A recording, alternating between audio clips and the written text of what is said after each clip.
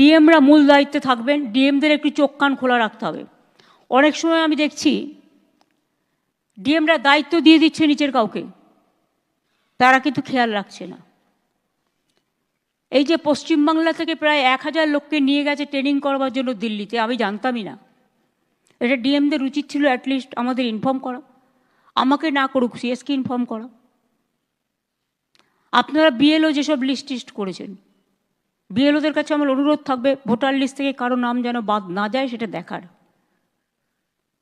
মনে রাখবেন election commission তার নোটিফিকেশন যখন হবে ডেট অফ ইলেকশন, তখন থেকে এটা ইলেকশন কমিশনের আন্ডারে যায়।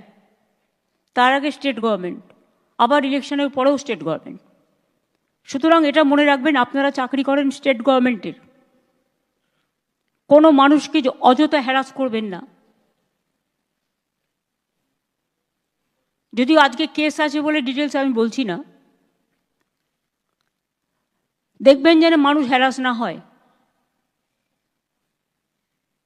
যারা দীর্ঘদিন এই রাজ্যের ভোটার, একটা লোক 4 দিন গিয়ে এলো 4 দিন গেল, তখন হয়তো সেটা কোথাও ঘুরতে গেছে, তাই বলে আপনি তার নামটা বাদ দিয়ে দেবেন? আপনাকে দেখতে হবে তার অরিজিনাল অস্তিত্ব আছে কি না। আপনারা তো দেখছেন চারিদিকে যারা বাংলা ভাষায় কথা বলছে অত্যাচার হচ্ছে। আসাম সব ডিটেনশন ক্যাম্প, আসাম গভর্নমেন্ট চিঠি পাঠাচ্ছে বাংলার কুচবিহার আলিপুরদুয়ারকে রাজবংশীদের, যে তোমাকে ফরেন ট্রিব্যুনালসে ইল্লিগাল ঘোষণা করা হচ্ছে। সাহস হয় কোত্থেকে? এই মানুষগুলোর পাশে আমাদের দাঁড়াতে হবে। 2, আমাদের 22 লাখ পরিযায়ী শ্রমিক আছে। আমি সাবিরুলকে বলবো, ও যেহেতু এই কমিটির চেয়ারম্যান আছে, আর মলয় আছে, দুজনে মিলে বসে সিএসের সাথে কাল পরশুই বসে একটা স্কিম তৈরি করো, ওদের ফিরিয়ে আনো। আমার দরকার নেই বাংলার বাইরে গিয়ে কিছু দালালের কথা শুনে, যখন অত্যাচার হয় তখন তারা থাকে না, পালিয়ে যায়। বাচ্চাদের পর্যন্ত অত্যাচার থেকে রেহাই দেয়নি, মহিলাদেরও না। গুরগাঁওতে হরিয়ানায় 10টা ডিটেনশন ক্যাম্প করে লোক রেখে দিয়েছে।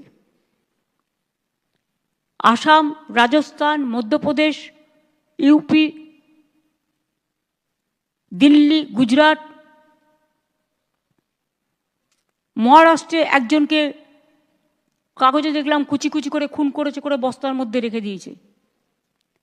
এটা কখনো মানা যায় না।